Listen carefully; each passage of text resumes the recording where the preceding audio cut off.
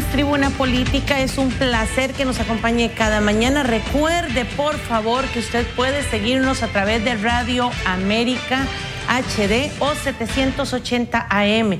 No olvide que a las 11 de la noche usted puede ver el reprise de este espacio. Hoy, como lo hemos venido anunciando, de hecho la semana pasada platicamos un poco sobre algunos temas que se han venido quedando como aislados y que realmente no se han puesto sobre la mesa en el nivel de importancia que deben de ponerse en la política, y son esos temas país, esos temas que de una u otra forma nos afectan a todos de manera directa y no específicamente a grupos. Así es que hoy vamos a tratar de hablar sobre el tema de infraestructura y transporte, algo que todos lamentamos, algo que pues de una u otra forma nadie puede decir que escapa a ello.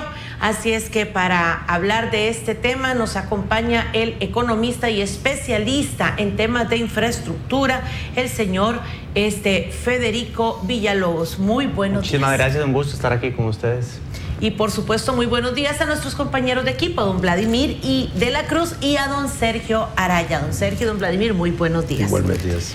Don Federico, iniciemos. Es un problema que yo creo que todos vivimos día a día. ¿Cuál es su punto de vista? ¿Cuál es el balance? ¿Cuál es el análisis que usted hace de Costa Rica en cuanto al tema infraestructura y transporte? Bueno, muchísimas gracias de nuevo por estar acá. El tema de infraestructura es sin duda transversal porque toca todas las áreas, digamos, de la economía y del diario vivir. De transportarnos de aquí a la casa, a la oficina, transportar mercadería. Y a veces nos enfocamos en transporte, pero también tenemos las escuelas donde van nuestros niños, los hospitales que los queremos de primer mundo, la infraestructura de agua, de saneamiento, etcétera. O sea, tenemos una tarea muy grande. ¿Qué tan grande es esa tarea? Tal vez para poner el punto de arranque, nosotros contamos hoy con créditos, digamos, en transporte únicamente cercanos a los 1.200 millones de dólares ahí para hacer algunos proyectos. Para ponerlo en perspectiva, ese dinero es la brecha de un año. Es decir, ese es el adicional que deberíamos estar invirtiendo cada año en Costa Rica. Costa Rica invierte hoy alrededor de un 1% del Producto Interno Bruto en infraestructura. Deberíamos estar invirtiendo alrededor de un 3 o un poco más. O sea, hay una brecha anual de unos 1.000 millones de dólares. Para que la gente lo tenga en perspectiva, eso equivaldría a 2 San José San Ramón por año o 5 Cañas Liberia por año, ¿verdad? No hay ninguna planificación en ese sentido histórica de gobiernos, de programas de gobierno donde se proyecte eso para mantener la inversión necesaria para satisfacer esas necesidades. No, ese es uno de los problemas medulares. Si nosotros nos devolvemos a los años, digamos, 60, 70, Costa Rica tenía una planificación sumamente sólida en temas de infraestructura. Igual en aquellos entonces... ¿Hasta cuándo más o menos se planificó de esa manera? Digamos que uno podría decir que hubo un quiebre en la década de los 80, de ahí hacia adelante. O sea que desde el 80 para acá nuestros gobernantes han carecido de esa visión del futuro en obras de infraestructura. Bueno, nos falta, digamos, yo lo comparo mucho con la decisión que tomó Costa Rica en comercio exterior, ¿verdad? Costa Rica en los 80 tomó la decisión de abrir su economía, de atraer inversión extranjera. ¿Y cuál es el éxito, el fundamento del éxito? Que independientemente del partido que esté gobernando, hay una política de Estado, ¿verdad? Y además contamos con instituciones muy sólidas. Nosotros vamos a CINDE, Procomer, Comex, que tienen una capacidad sumamente sólida para hacer esto. Lo tuvo el MOPTE en el pasado. Y es importante que la gente entienda, en el pasado también el MOP contrató empresas privadas, siempre lo hizo. La carretera, digamos, el Coco, la famosa el Coco, Sabana Aeropuerto, la hizo una empresa privada. La gran diferencia es que usted tiene un MOP que sabía qué quería, ¿verdad? Que tenía planificado qué es lo que iba a hacer, lo cual es un poco lo que carecemos actualmente, ¿verdad? Yo digo que nosotros hemos dejado de hacer esa parte no sexy de la infraestructura. Yo la llamo así, es la parte que no genera votos ni aplausos, pero es lo medular, es la planificación, es la preparación, eso implica estudios, eso implica expropiaciones a tiempo. Nada de eso es atractivo políticamente porque lo atractivo es la corta de la cinta, ¿verdad? Pero claro, si nosotros nos seguimos enfocando en la corta de la cinta, no vamos a salir de ese problema. Y tenemos un montón de dinero en créditos, como usted lo ha señalado, pero que no se ejecutan y que inclusive hay que estar pagando ya la comisión a los que nos los han prestado. ¿A qué se debe esa circunstancia? También es parte de esa falta de planificación. ¿Cómo se visualiza qué pedir y a dónde pedir? ¿A quién le corresponde eso? ¿Por qué se está dando de esta manera tan desordenada? ¿Y por qué? Usted habla de los 80s. ¿Qué ocurrió ahí? Un cambio en la mentalidad de los gobernantes, un replanteamiento de las prioridades, coincide con el debilitamiento de la participación del Estado en la actividad económica. Se da a partir de la gran crisis de finales de los 70s, inicios de los 80s. Pero como usted lo señaló muy bien, pareciera que ese replanteamiento del Estado no lo afectó en su totalidad, porque por el ámbito del comercio exterior, que fue la prioridad que asumió el país como acuerdo nacional, sí se ve un órgano estatal robusto, bien claro, bien definido. ¿Qué le pasó entonces a las otras áreas del Estado? Claro, y en esa misma línea también lo que pasa es que hoy ya lo estamos sintiendo. Tal vez en su momento contábamos con cierto margen de holgura, ¿verdad? Todavía no sentíamos esta pérdida de tiempo que estamos teniendo en transportarnos personas e incluso los bienes y servicios, ¿verdad? Que desarrolla el país. Hoy sí. Entonces incluso ese éxito que hemos tenido en comercio exterior se está viendo amenazado por las debilidades que tenemos en tema de infraestructura. Ahora sí estamos, llegando a un punto en el que no estábamos en la década de los 80, donde hubo que redefinir muchas prioridades. ¿Por qué contratamos créditos, pagamos y no hacemos? Voy de vuelta a la parte no sexy que llamo yo de la infraestructura. Si yo contrato un crédito cuando no tengo listas las expropiaciones, cuando no tengo adecuadamente preparado el proyecto y es solamente una idea, estoy destinado a que pase el tiempo y no lo puedo hacer. La ruta Circunvalación Norte está adjudicada hace unos 3 años y está todo el tema de Triángulo de la Solidaridad y demás. ¿Por qué? Porque se buscó primero el financiamiento, se hizo la adjudicación sin tener listo, el proyecto. Un ejemplo, la carretera San José-Cartago, que es, lo viven todos los cartagineses día a día, que se trasladan acá. ¿Qué le falta a esa carretera? Actualización de estudios y expropiar todo lo que va desde Hacienda Vieja hasta las garantías sociales. ¿Por qué no lo hacemos? Porque probablemente uno dice, yo lo empiezo a hacer y yo no corto la cinta, ¿verdad? Entonces perdemos esa visión de Estado, que es la que tiene que estar detrás de todos estos proyectos. Un proyecto no nace y se desarrolla en un periodo presidencial. Un proyecto tarda años, ¿verdad? Años. Pero con un pensamiento así, pone sobre la mesa aquí, o se cuestionaría, en este caso, la importancia que tendría el país y los costarricenses para los gobernantes de turno. Si no inicio un proyecto, si no hago tal cosa, porque no voy a cortar la cinta, señores, si esa es la respuesta a un tema como este... No, pero además se puede cortar la cinta. Y que la corte No, es por falta de voluntad. ¿Por qué? Porque si hay un trazado, por poner un ejemplo, de 10 kilómetros, se puede contratar 5 empresas para que cada una haga 2 kilómetros y lo hagan simultáneamente.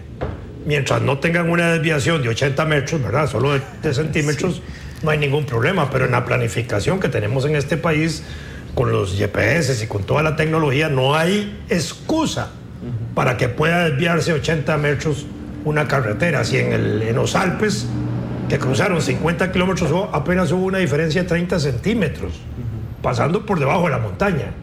¿Cómo es posible que aquí, de una manera tan idiota y tan torpe, se pueda planificar con un error de esa naturaleza? Pero además, un gobierno que contrate 5 o 6 empresas para que hagan partes, como se hizo el canal, como se hacen muchas obras en otros países que se hacen de esa manera, y lo que se van son empatando los partes. Entonces se le da proceso a varias partes. Maravilloso. Lo que pasa es que aquí se contrata... No es un egoísmo, es un problema de negocio. Se contrata con una sola empresa, generalmente, y entonces se compromete toda la obra a veces con una sola empresa, que entonces el negocio está en la duración. O a veces, lo peor del caso, el negocio está en la reparación de lo que se hace mal desde el inicio. Eso quería agregar para escuchar el criterio aquí del experto. O sea, uno ve, por ejemplo, como un ciudadano de a pie, como, por ejemplo, vamos a ver, si yo como un profesional presto un servicio de mala calidad, probablemente el cliente no me va a pagar, o por lo menos me va a demandar por un incumplimiento del contrato. Pero aquí resulta que a las empresas les adjudican, digamos, el bacheo de calles, que es otra gran, digamos, línea de trabajo en la que se invierte muchísimo dinero. Sí, lo mejor. Es un negocio, exactamente. Pues para la empresa es un negocio y es válido en el tanto lo hiciera adecuadamente.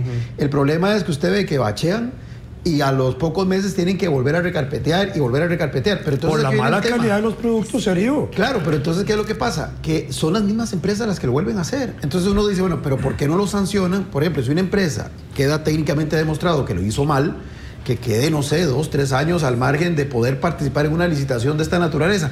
Pero son las mismas que reiteran. Y claro, es un negocio redondo para ellas. Porque el negocio está en la licitación misma que permite el arreglo al año de las cosas. Exactamente. Eso no debe ser en este país. ¿Por qué ocurren esas cosas? Entonces, están tocando un punto sumamente interesante que nos lleva a cómo se está haciendo en el mundo la contratación hoy en día. Muy importante, ¿verdad? La comparación, claro. Aquí hay un tema interesante y vamos a entrar en un tema que es algo polémico en Costa Rica, que es la concesión. ¿Cómo contrata el Estado normalmente y lo ha hecho toda su vida? El Estado contrata el diseño a una empresa, contrata la construcción a otra empresa, luego contrata otro mantenimiento a otra empresa, otro mantenimiento a otra empresa y otro y otro y otro. ¿Qué es lo que pasa? Que en toda esa línea todos esos contratos están desconectados. El que diseña dice yo diseñé y me fui. El que construye dice yo construí y ya lo hice. El que mantiene, igual. Entonces no hay una línea. O sea, no están pensando en los 20, 30 años siguientes. Lo que se hace en el mundo es que usted contrata un resultado, ¿verdad? Vía alianza público-privada, concesión. No necesariamente tiene que haber un peaje. Eso es un tema aparte, ¿verdad? Digamos, los alemanes, ¿cómo hacen con las carreteras? Las paga el Estado, pero contratan a largo plazo. Entonces le dicen a las empresas, usted construye esa carretera al precio que usted dijo, yo lo voy pagando durante 20, 30 años de acuerdo al nivel de servicio que usted da en esa carretera. ¿Qué pasa? Que como es un solo contrato, esa empresa dice, yo no puedo hacer, entre comillas, una chambonada en la construcción, porque entonces me va a brincar en el mantenimiento durante toda esta vida. Entonces, digamos, lo alineo de una manera... Porque en ese caso el costo lo paga la empresa. Así es. Pero aquí se autoriza que hagan chambonadas para hacer un buen negocio arreglando la chambonada. Porque el negocio aquí de la corrupción está en arreglar chambonadas. Es interesante y regreso a eso. Por eso a mí me llama la atención, a veces cuando uno habla del tema de concesiones, la gente le dice, mira, es que eso es defender la empresa privada. Yo le digo, concesión equivale a mayor rendición de cuentas y equivale a mayores riesgos y responsabilidades para la empresa. Claro. En el contrato convencional no. En el contrato convencional es muy fácil señalar. Yo puedo señalar al que diseñó, yo puedo señalar al CONAVI, yo puedo señalar al otro. En un contrato de concesión no. Y la discusión en Costa Rica, si la vemos, se ha enfocado en qué tendrá la 27 raro y no me importa lo que le pase a todos los demás, ¿verdad? Y a veces perdemos de perspectiva eso. Y apunto a otro tema. Federico, aquí hay empresas que trabajan en Nicaragua y en Panamá con éxito, con calidad en las obras, tanto del canal como en aeropuertos que han hecho en ambos países. Y aquí... Sí. Candil en la calle y oscuridad en la casa. Yo y yo tengo un tema que parece simple, pero es necesario. En Costa Rica, para darse cuenta uno de en qué estado está un proyecto, probablemente ustedes lo han vivido, hay que ir a reunirse con alguien, hay que tomarse un café con alguien, hay que mandar unos 15 oficios, ¿verdad? Para que... Eso no es transparencia. Yo insisto en que los proyectos en Costa Rica tienen que estar a un clic de distancia. Hoy, y siempre lo digo, para mí es más fácil enterarme de un proyecto en Australia que de un proyecto en Costa Rica, porque ellos, digamos, tienen todo en línea, ¿verdad? Yo sé, me van a decir, la información es pública, sí, eso es muy diferente a que haya transparencia, porque la gente quiere tenerlo ahí y, digamos, de alguna manera entendible. Digamos, ¿cuántos carros pasaron por la ruta 27? ¿Eso qué implica en el repago? ¿Okay? Entonces ya se aclaran las cosas. Ese tipo de cosas hay que irlas aclarando. Y sí, insisto, por eso es que el país tiene que dar un giro, incorporar, digamos, dejar un poco de lado esos prejuicios que hay sobre algunas figuras, porque no nos damos cuenta que lo que estamos haciendo es dejando de lado figuras que exigen más a la empresa privada y que entonces nos permiten usar de manera más eficiente los recursos públicos, que es lo que queremos a final de cuentas, ¿no? ¿Por qué a veces en la construcción de carreteras se hace la carretera y entre la carretera y la acera respectiva a ambos lados queda un pedacillo de zacate que nunca cementan, cuando podrían de una vez hacerlo más ancho y resolver problemas de espacio, porque ese espacio es como se pierde. Al final de cuentas lo que hace es un charco, un lodazal que va minando también la carretera por debajo. ¿Por qué no hacen eso de un solo tiro, de caño a caño, para decirlo de esa forma? Eso es parte... y aquí, digamos, no quisiera entrar en temas ingenieriles que le corresponden a los expertos en ingeniería, pero uno lo ve como un tema de, digamos, de alcance total, digamos, global del proyecto, como lo decíamos en el tema de contratos, no es tajadeo de contratos, sino un solo contrato integral. Además, nos hemos acostumbrado a cosas que no son las que deberían ser. Si uno toma la ruta San José-San Ramón, uno dice, aquí voy a 3 carriles. Uno no va a 3 carriles, uno va a 3 carriles dibujados, ¿verdad? Porque lo que está dibujado es el espaldón, que debería estar ahí para cuando uno se orille, si tiene un problema y demás. Nos hemos acostumbrado a eso. También nos hemos acostumbrado a calles sin demarcación, o que nada más duran el momento de inauguración.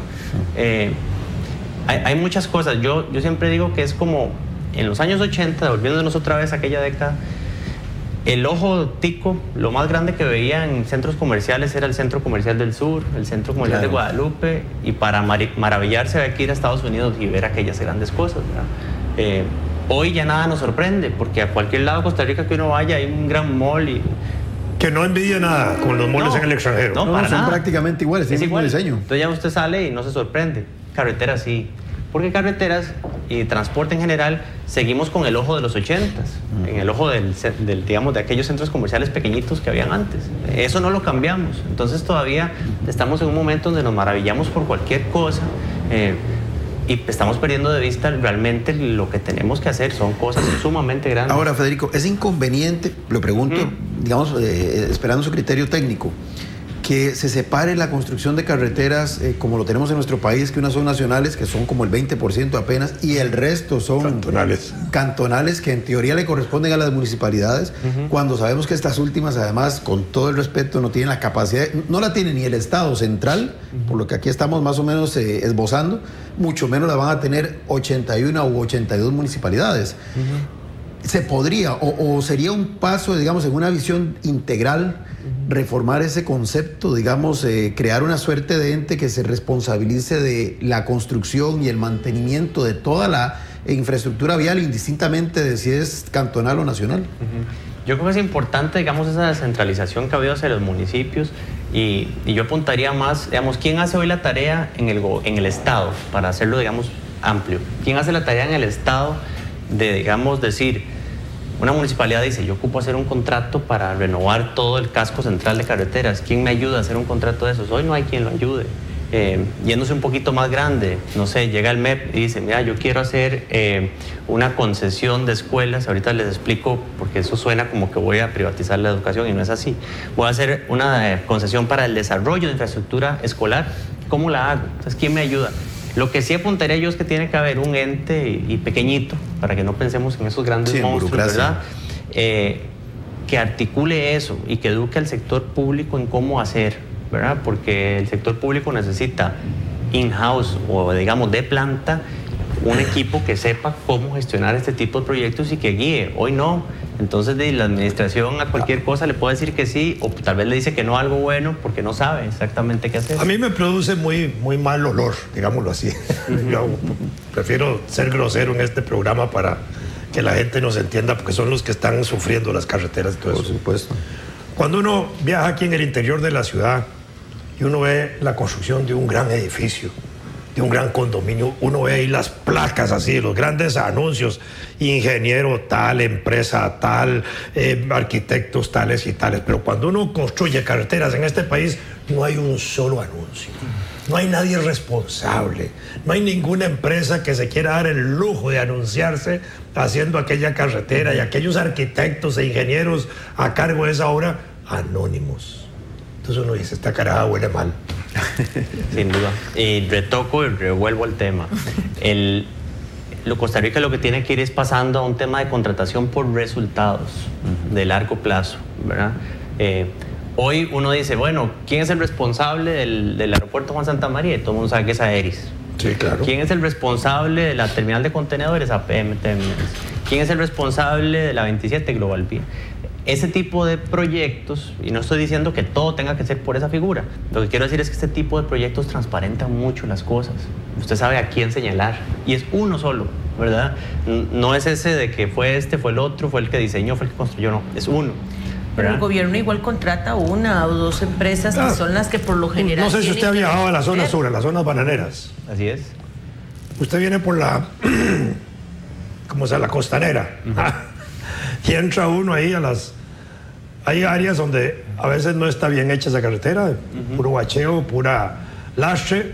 De pronto uno entra a 50 kilómetros de zonas bananeras y está la carretera. Casi sin ningún hueco. Condiciones. Y son carreteras de 1930. Termina la bananera, pero así termina el banano aquí y empieza otra vez el lastreo. Vuelve a empezar otro bananal y otra vez la carretera buena. Entonces las carreteras que se hicieron hace 100 años siguen funcionando bien. Porque fueron bien hechas y bien construidas y pensando en futuro. Nosotros seguimos pensando en el día a día. Así es. De cómo hacer el negocio arreglándolas. Así es. Nosotros, yo me vuelvo a un caso que es el que todos tenemos, digamos, día a día, muchos en el área metropolitana, que es San José San Ramón. Se inauguró en los años 60, por lo menos hasta el aeropuerto y luego la continuación. ¿Qué le dice a uno ese proyecto, además de todo lo que ha pasado en los años recientes? Es que si nosotros hubiésemos hecho un modelo de largo plazo en su momento, hubiésemos tenido ya probablemente, digamos, que una empresa privada nos diga, tome Estado, le entrego en excelentes condiciones la carretera. Eso es lo que nosotros tenemos que ir viendo. Por ejemplo, un Cañas Liberia, súper carretera, pero a mí me preocupa. Mis hijos y mis nietos van a tener que reconstruirla. Porque se las vamos a heredar, digamos, sin mantenimiento adecuado, porque uno ya pasa y a veces uno ya le entran dudas de si el mantenimiento está siendo el que debería ser. Yo sé que está nueva, pero una carretera implica... El negocio es arreglarla. Desde un día estar encima. Y agréguele los puentes y tanta otra cosa que hay que estar constantemente dándole mantenimiento y que no se hace. Quisiera que tomemos algunos puntos en específico para que realmente quede claro este asunto, este tema, pero vamos a hacer una pausa y ya regresamos.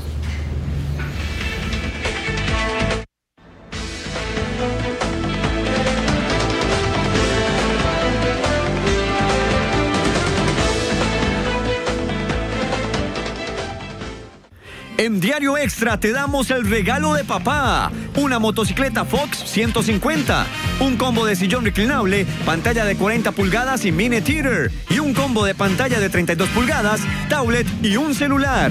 Los cupones aparecerán publicados en Diario Extra, llénelos con tus datos personales y deposítenlos en los buzones ubicados en nuestras oficinas, edificio Grupo Extra y en las sucursales autorizadas de Correos de Costa Rica. Tienes tiempo hasta el 9 de junio. Aplican restricciones.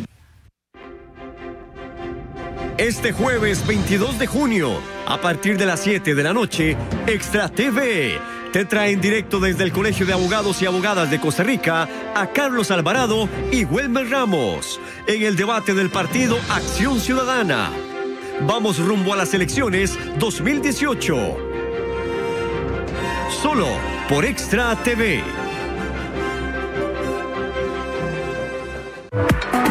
Medicina general, medicina deportiva, terapia neural, acupuntura, fisioterapia,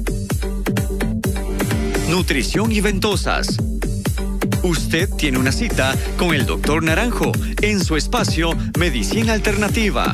Jueves, 2 de la tarde por Extra TV.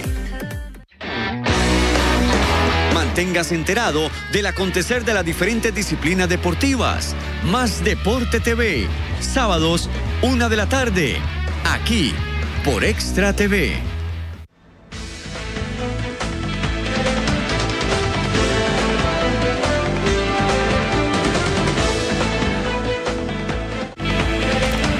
Muy bien, continuamos en Tribuna Política tratando de platicar un poco sobre el tema de infraestructura y transporte en Costa Rica. Realmente el talón de Aquiles en nuestro país. Temas puntuales y en específico, don Federico. Bueno, se mencionan las dificultades que hay de contratación. En Costa Rica sí, desde hace unos años para acá la figura de la concesión sí ha satanizado. La gente lo ve mal. Sin embargo, a veces pareciera ser que no es la figura como tal, sino la forma en la que negocian el problema, ¿verdad? Como que no tenemos buenos negociadores, pareciera ser. Usted como experto nos puede ayudar a aclarar esa situación. Tenemos serios problemas, por ejemplo, en una ruta como San Carlos-San Ramón, San José-San Ramón, Ruta 32, Cartago, San José Alajuela, por favor. O sea, esto es una situación que... Entonces la pregunta es, ¿qué realmente o cuál sería una solución para nuestro país, hablando de tema país, para solucionar este calvario que vivimos día a día los costarricenses? Yo quisiera complementar lo que pregunta Isabel con lo siguiente, porque no podemos perder la perspectiva de que estamos enfocados en la elección de 2018. Y este es un tema, digamos, que como usted dice, es muy sexy para cazar votos, y todo el mundo comienza a ofrecer carreteras nuevas, trenes, buses, inclusive aviones, si fuera posible. El tema es, en la línea de lo que usted mencionaba, que las cosas que no son sexys, me gusta mucho ese símil. ¿Cuáles deberían de ser, digamos, para el elector, para que tenga un criterio más informado? ¿Qué sería lo que un verdadero, digamos, responsable, un conductor político serio le pudiera ofrecer, que no necesariamente sea muy dulce a los oídos, pero que debería de ser la prioridad? Porque yo puedo seguir insistiendo como en más de lo mismo. Es que quiero esta callecita, es que voy a ofrecerles esto, unos, reitero, ofrecen trenes, metros, lo que sea. Pero ¿cuál es la verdadera, digamos, dónde el elector debería decir, este sí está dando en el clavo porque está planteando lo que realmente va a darle sostenibilidad al tema? Es una muy buena pregunta y se complementan. Voy a empezar por lo primero. ¿Qué es algo a lo que deberíamos tratar de no llegar en la campaña política? Voy a decir algunos temas. Voy a ponerme en el rol de candidato. Claro. Decir, no, esto se soluciona muy fácil porque ahí están los recursos de las pensiones. Error, ¿verdad? Y sé que eso se va a decir en algún momento. Ya lo han dicho. Probablemente. Recordemos que los recursos de las pensiones son de la gente que se va a pensionar en un futuro. Las operadoras de pensiones van a funcionar igual que funciona, digamos, con sus diferencias, un banco. Ellos van a ir a proyectos que sean interesantes, etcétera, pero ellos no van a ir a jugar el rol del concesionario. Usted no le va a decir a la operadora de magisterio que tome el rol de APM Terminal. Y que cobre peajes. Sí, o sea, eso no juega. Tener también cuidado con el tema de los fideicomisos. Los fideicomisos son una figura muy importante, pero tampoco sustituyen a un APM Terminal. Estoy poniendo el ejemplo. ¿Se equivocaron en San Ramón al hacer el cambio que se hizo de concesión a fideicomiso? A juicio suyo. Sí, personalmente creo que sí. Yo sé que me dirán que es que el contrato no tenía ciertos alcances, o tal vez que tenían ciertas dudas del contrato. Sí, bueno, pero si la duda era el contrato, no la figura. No había necesidad de cambiar la figura. Okay. El tema en el que estamos ahora es, digamos, para que la gente lo entienda bien, los proyectos de infraestructura es como una casa. El banco le dice a usted, ponga la prima y yo pongo el resto. Eso va a ser en una carretera. En ese fideicomiso lo que va a pasar es que los bancos van a decir, yo pongo el 70%, el 60%, usted Estado pone el resto, ¿verdad? No lo va a poner el Banco Costa Rica, no porque no quiera, es porque el banco no tiene un rol de accionista de un proyecto, es un banco. Entonces ahí, digamos, en donde estamos un poquito perdidos como país es que no nos hemos dado cuenta, no nos queremos dar cuenta de que para que esa figura funcione tiene que haber inyección de capital del Estado. Y vamos a ver si estamos dispuestos a hacerlo o no. ¿Qué es lo que debería hacer, digamos, cuál es la línea? Yo diría que tiene que haber, digamos, un mensaje valiente que diga, veamos, aquí yo no vengo a prometer que en 4 años soluciono todo, pero sí a entrarle al fondo. ¿Y cuál es el fondo? De nuevo, lo no sexy. Las expropiaciones, la preparación, el fortalecimiento de la capacidad institucional y, muy importante, todo eso, o sea, es generar un tipo de acuerdo país para que se establezca una línea estratégica de 30 años, a dónde queremos llegar en 30 años y por qué, ¿verdad? Para que independientemente del gobierno que llegue, dejemos de como decimos nosotros, estar reseteando la máquina cada vez que llega un gobierno y nos olvidemos de esta obra es mía, esta obra es suya, sino que esto es un tema, digamos, de Estado. En el tema de concesiones, el país requiere reposicionarse internacionalmente por una razón muy importante. Hace 2 semanas The Economist sacó el ranking de cuál es el ambiente para invertir en concesiones en América Latina. Somos el 11 de 19 países evaluados. Eso quiere decir que para llegar acá hay que descartar 10 antes, ¿verdad? Chile, Colombia, Perú. Hay que descartarlos a todos para llegar acá. ¿Qué implica eso? Que nos ven con mayor riesgo. Eso implica que hacer un proyecto en Costa Rica va a ser más costoso porque, digamos, ven un mayor riesgo, entonces el rendimiento que piden es mayor. Segundo, si estuviésemos en la escala número 1, les aseguro que las licitaciones estarían sumamente concurridas, lo cual es algo que queremos, ¿verdad? Que lleguen 10 participantes por cada una. Eso es sumamente importante. Y segundo, añadido a ese punto, es recuperar la confianza del ciudadano. El ciudadano tiene que saber que estamos haciendo bien las cosas, ¿verdad?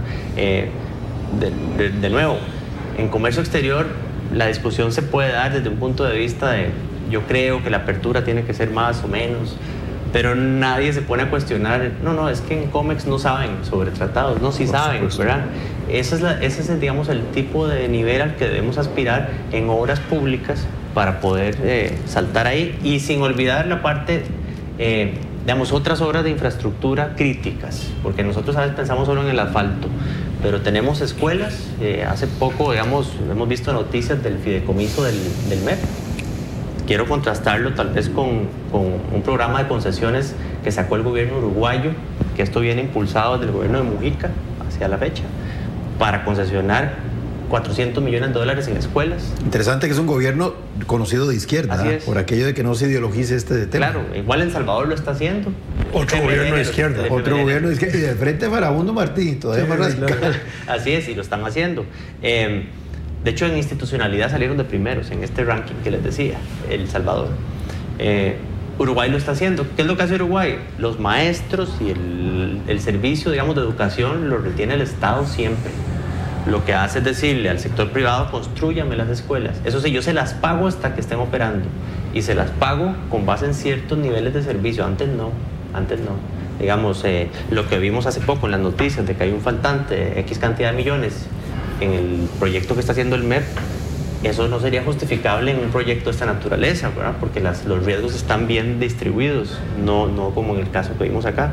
Entonces, digamos que hay muchas cosas por hacer, quitarse, digamos, vendas, prejuicios y permitir que el Estado cuente con toda la caja de herramientas para, en un caso, aplicar el fideicomiso, en otro caso la concesión, en otro caso la deuda pública, etcétera, etcétera. Pero todo eso tiene que estar, digamos, sentado sobre la parte no sexy que tenemos que atacar, ¿verdad? Que es convertir las ideas en proyectos. Y pasa por una institucionalidad sólida que no tenemos en este momento. No Federico, en perspectiva futura, digamos, obviamente, seguimos construyendo carreteras de 2 carriles. Es necesario hacer una ley que tenga carácter obviamente nacional, que establezca que cualquier diseño hacia el futuro ya debe contemplar los 4 carriles dada nuestra flota vehicular, primero. Segundo, a nivel de las residencias o los condominios que se hacen, a veces también angurrientamente los hacen con 2 carriles, cuando ya deberían tener 3 o 4 en esos condominios cerrados. Claro. ¿Esto es una necesidad o no es una necesidad? Claro, en perspectiva? Una necesidad. El ANAME lo ha señalado reiteradamente, que Costa Rica debe contar con una red vial estratégica por lo menos a 4 carriles, ¿verdad? Mínimo para que el tránsito sea fluido, ¿verdad? Sobre todo el de mercancías, y ahora que tenemos un proyecto de modernización de los pasos de frontera para estar conectados con nuestros vecinos, eso es crítico. Pero, por ejemplo, vea cómo solucionan en algunos casos. La radial de Alajuela, el acceso a Alajuela, había una carretera que era de 2 carriles y ahora le pintaron 3. Y automáticamente, o sea, le pintaron 3, estoy diciendo le pintaron 3. Y se hace adicionalmente un 4º carril, porque quien tiene que hacer un seda, por obligación tiene que hacer un alto. Quien tiene que hacer un alto hace un seda, o simple y sencillamente se va por donde quiera irse sin importarle, y se hace un 4º carril para ingresar. Entonces, cuando se habla de que una obligación de carreteras de 3, 4 carriles, señores, es que se construyan, es que se hagan, no que se pinten, por favor, porque los ticos no somos tontos. San José, San Ramón están pintadas. No somos tontos. Eso es lo que dijimos ahora. San José, San Ramón se pintó. Claro. Y por eso es que los puentes uno los ve así. O sea, lo que hicimos fue pintar el espaldón. Al menos ayer yo decía, nosotros en este momento la alegría del puente Alfredo González Flores, más conocido como La Platina. No, se llama Alfredo González Flores. Se llama Alfredo González Flores, más conocido como La Platina. Era para conocido. los costarricenses. Se los aseguro. ¿Qué es lo que sucede? Que fueron 2 días, porque hoy por hoy, o como que todos salieron, o que ya no se utilizan las rutas alternas, no sé qué en realidad qué es lo que está sucediendo. Pero entonces ahora salir o ingresar a La Juela es una pesadilla. Y llegar a San José, la presa viene igual desde el Real Cariari. Pero entonces ahora la diferencia es que no se termina cuando usted pasa el puente Alfredo González Flores. Es que se mantiene prácticamente hasta la Sabana. Yo creo que también, y hemos dejado de lado ese tema que es crítico, es nosotros no podemos basar el transporte en vehículo, nada más, ¿verdad? También porque, por eso, vamos. Una persona por vehículo, eso no es sostenible. Así no es. Eso, como dicen, meter más carriles es comprarse una faja más grande conforme uno va engordando. Básicamente es lo mismo. Sí, tiene razón. Comprar una talla de pantalón sí. superior. Y vamos a ver, porque a veces el tema se polariza. Y no quiere decir que entrarle a transporte público implica no hacer carreteras, y no implica que hacer carreteras es no entrarle a transporte público. Es parte de un sistema. Tiene que hacerse todo en simultáneo. Por eso hoy dijimos es infraestructura y transporte público. En esa autopista de circunvalación hay áreas donde hay como una isla en el centro de arbolitos. Por supuesto que se ven bonitos, pero esos arbolitos podrían estar a la orilla. Quitar esa carajada del centro y abrir 2 carriles, porque eso da margen para 2 carriles más. Y hacer una división de cemento, como se hace en algunas pistas para evitar los accidentes. Eso es una necesidad en este país, y eso no sería tan de alto costo, me parece a mí, quitar ese pedacillo del centro, pasar los arbolitos a los lados para que la gente no proteste y resolver el problema del tránsito de las yo quisiera, digamos, complementar lo que dice don Vladimir con lo siguiente. En la vida política y también hay un ejercicio de realismo. Usted decía algo muy cierto, hay que hacer todo de manera simultánea. Esa parte no sexy, que es fundamental, va a llevar su tiempo, pero mientras tanto hay que ir haciendo algo para generar esa confianza que usted mismo señala es importante de parte de la ciudadanía. ¿Cómo, digamos, equilibrar esas cosas? Es todo un arte, me parece a mí. Así es. Pero sí requeriría esa visión estratégica, porque hay cositas que se puedan ir haciendo, como el puente, que es una maravilla, pero el puente no soluciona todo, porque el frío no está en las cobijas. Era importante hacerlo, era importante hacerlo. Muchísimas gracias por hacerlo. Pero adicionalmente hay que acometer las otras cosas, y esa parte es la que yo veo que efectivamente, por ejemplo, sobre todo los que aspiran a la presidencia, atrapados mucho en aquí y en el ahora, obvian esa parte. Y es importante tal vez que las y los electores, o sea, los televidentes, tengan conciencia de eso, de que también es responsabilidad nuestra como ciudadanos, sin duda, no estar demandando cosas que evidentemente a uno le urgen, le apremian, pero que no necesariamente se pueden atender ya, so pena de que esa atención va a ser estrictamente cosmética. Hay una serie de pasos que no se hacen conscientemente. Vamos a poner un ejemplo. Desde toda esa parte que está entre La Uruca y Pavas y Romoser, ahí son como 5 o 6 kilómetros de población así paralela, con un río al frente, ¿verdad? Que podrían hacerse un montón de puentes ahí para resolver problemas del tránsito, pero no se hacen, no para que no pasen los carros, sino para que no pase la gente. Infecte, para decirlo de una manera grosera, a una población, la población de otro lugar. A mí me parece que esas cosas se deben resolver también con sentido práctico y nacional importante, y se pueden hacer solo pasos de autos si se quiere, pero deben hacerse para darle salida al movimiento vehicular. No que la gente que viene del Canal 13 tenga que dar toda la vuelta por la pista, meterse ahí a la Sabana y bajar a Pavas para allá cuando puede hacer un trazo de 500 metros. Claro. Yo quisiera, tenemos que hacer una pausa, pero antes de la pausa quisiera, don Federico, que usted nos ayude con ese conocimiento suyo como especialista en infraestructura, analizar ciertas cosas. ¿Qué nos pasa como país? Le voy a dar ejemplos. El alcalde de San Ramón, el señor Nixon Ureña, dice, esa famosa carretera de San Carlos a San Ramón tiene problemas, un puente que por las fallas que hay en el lugar las columnas están en un lado y el puente viene ya tirado hacia otro lado.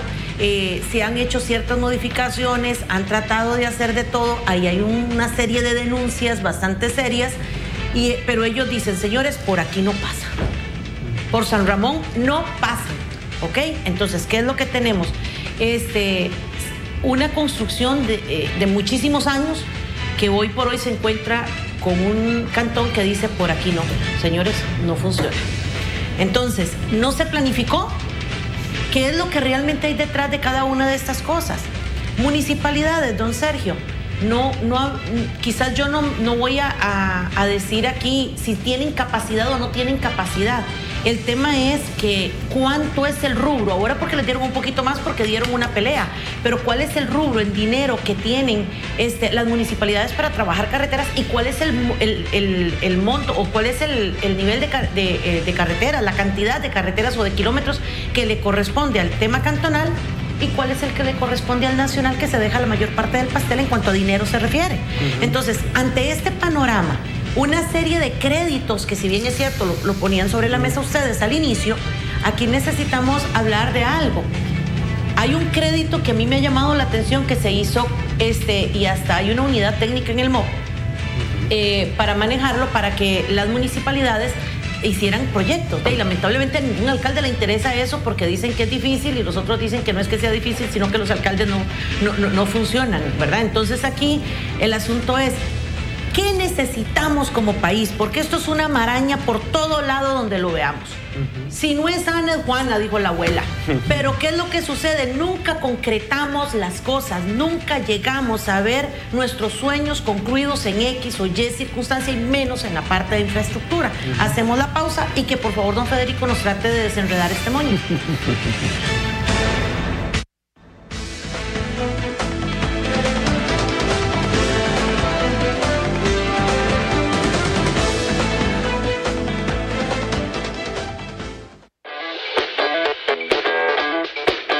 Todos los miércoles a las 3 de la tarde, infórmese de lo actual en relación con la medicina natural, porque nuestro cuerpo merece lo mejor.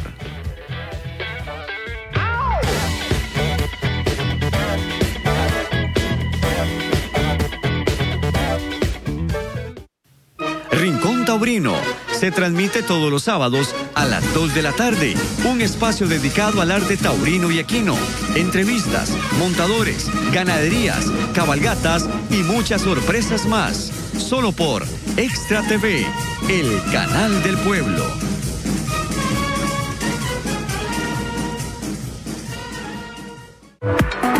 Medicina general, medicina deportiva, terapia neural, acupuntura, fisioterapia, nutrición y ventosas. Usted tiene una cita con el Dr. Naranjo en su espacio Medicina Alternativa. Jueves, 2 de la tarde por Extra TV. Estás viendo Tribuna Política. Más adelante, música.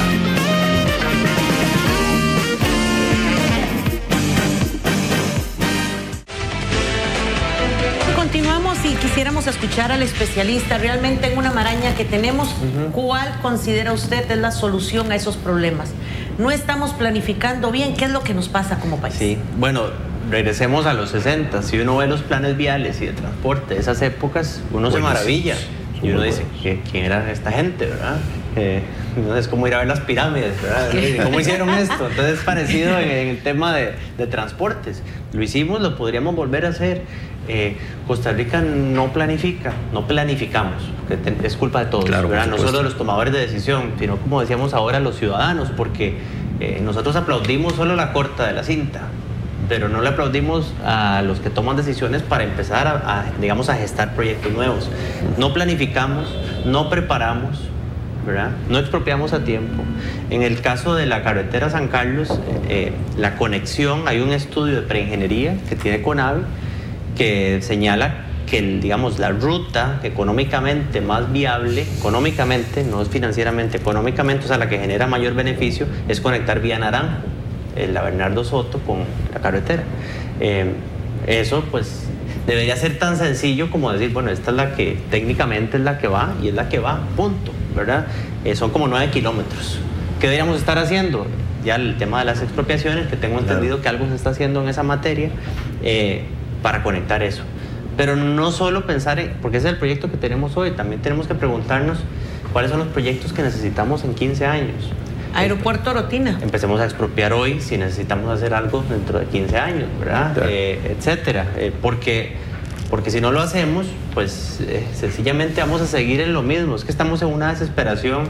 Como decía una vez una persona, los árboles no crecen de un día para otro. Usted no se puede desesperar, pero hay que empezar a hacer las cosas desde la base. Costa Rica no lo está haciendo, ¿verdad? Y eso implica no solo es que preparación de proyectos, es que también la institucionalidad tiene que ser sólida. También tenemos que, digamos, en el buen sentido de la palabra, mercadearnos internacionalmente para que los concursos sean muy competitivos con empresas locales e internacionales, porque eso nos hace resultados mucho más eficientes. Y la forma de ejecución, yo quiero poner un ejemplo. Uno piensa que las concesiones y las APP son para países pobres. Eso es un error. La usan todos los países ricos, todos, hasta los del Golfo, ¿verdad? Están utilizando esto. ¿Por qué? Porque lo que se dice es, yo quiero, digamos, encarrilar al sector privado a que haga las cosas en tiempo y en costo, ¿verdad? Y de calidad. Y de calidad, que me dé un servicio. O sea, yo ya no compro. Costa Rica está acostumbrada a comprar cosas. Quiero la carretera con este ancho, póngale aquí un postecito, aquí una... No, yo quiero conectar punto A con B con tales características. Eso es lo que yo quiero. Y con base en eso, pago o no pago, ¿verdad?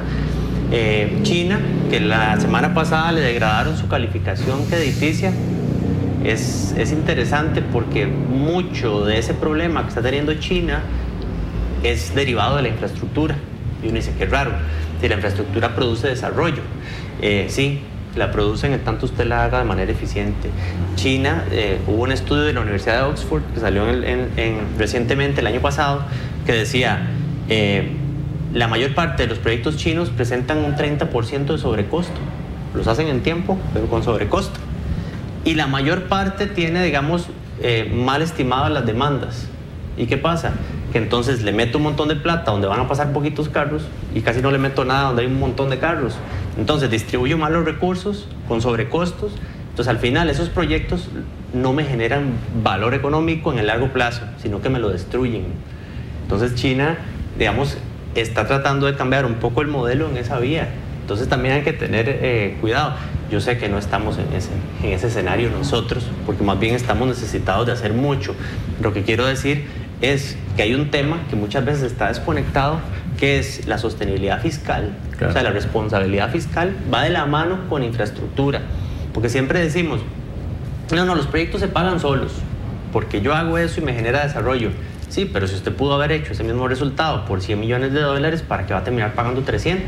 Por supuesto. ¿Verdad? Entonces eso hay que tenerlo muy, muy claro, que la sostenibilidad fiscal va de la mano. Eso es un tema que está ahí. A veces lo vemos desconectado, es como Ministerio de Hacienda y el otro habla por ahí, no. Pero ya son cosas que se están trabajando y me parece que son importantes. Hay que vincular muy bien muchos elementos, digamos, de toda la política económica, infraestructura, dónde juega, cuáles impacta. ¿Verdad? A veces lo vemos aislado y es importante tenerlo. Esa desconexión se nota inclusive en la gestión. Uno ve, por ejemplo, cuando se construye una calle y enseguida nomás vienen los de otras instituciones a hacer su obra, y uno dice, pero ¿por qué entonces no hicieron antes esto, antes de pasar la capa asfáltica? Entonces viene otra vez la empresa y tiene que volver a recarpetear y deja mal hecha una obra que inicialmente aparentaba estar en buenas condiciones.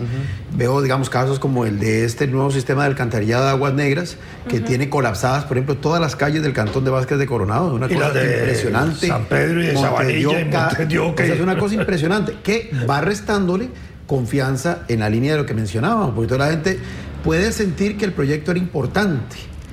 Pasar de tanques sépticos a ese sistema que además se supone va a purificar las aguas y no sé qué.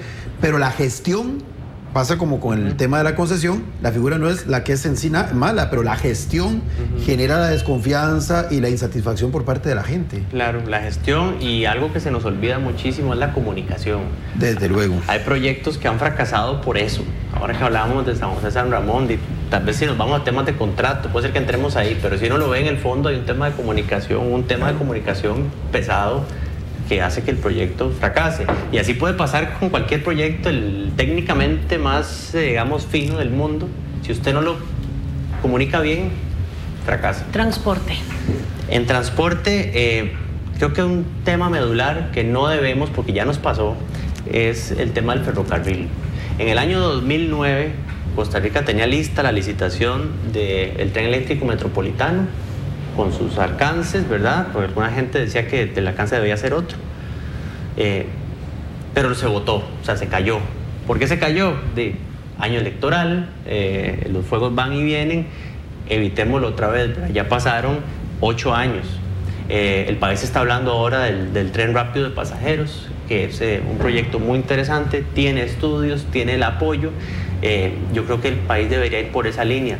¿Es o no es, digamos, o sea, esto no se trata de elegir entre ese o el metro, son complementarios. El tema es qué podemos pagar hoy y qué podemos ir haciendo hacia adelante.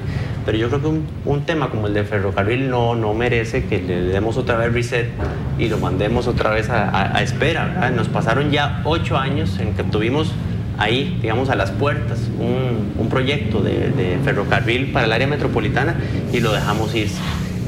Ahora pues viene otro. ¿Qué va a requerir ese proyecto? Va a requerir participación del Estado, de la empresa privada en la gestión, va a requerir subsidio estatal.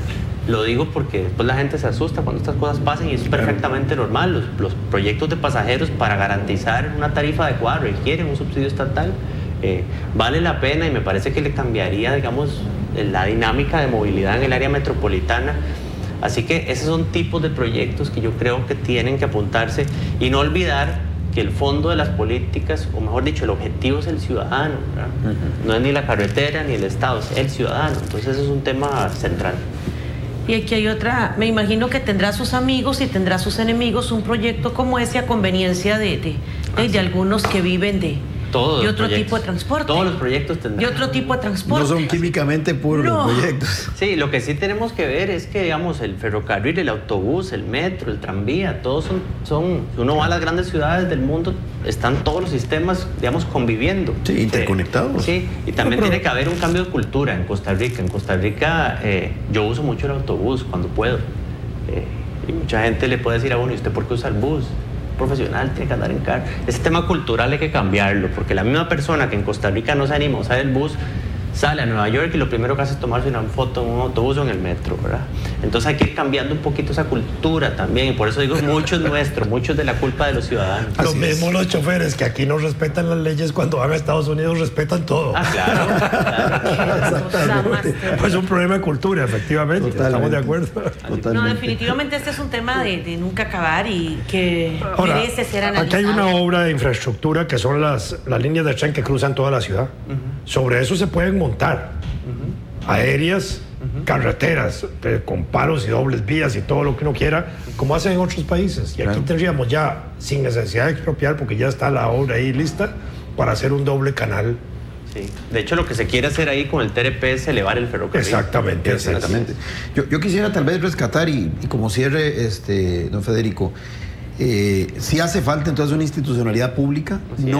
La gente a veces tiende a creer, y cuando uno habla de eso, se está imaginando esa burocracia enorme, ¿verdad? De esos privilegios. No se trata de eso, se trata de un Estado fuerte, pero fuerte en el sentido de que es estratégico, de que tiene capacidad de planificación, que tiene autoridad para gestionar de manera efectiva, pero sobre todo eso, que tiene la voluntad y la expertise para presionar a los operadores privados para que cumplan con lo que se han comprometido. Muy bien. En un minuto, don Federico. Sí, en esa línea, de nuevo, el país requiere entrarle a la parte no sexy, repito, eso es crucial. Y segundo, en la institucionalidad tenemos que tener dos caras que jueguen al mismo tiempo.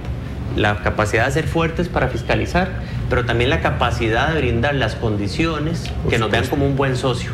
¿Por qué como un buen socio? Porque queremos atraer muchas empresas que sean competidoras y que nos permitan licitaciones, digamos, competidas y de nuevo un uso eficiente de los recursos públicos. Brevísimamente, la famosa trocha 1856, ¿es una necesidad todavía hoy?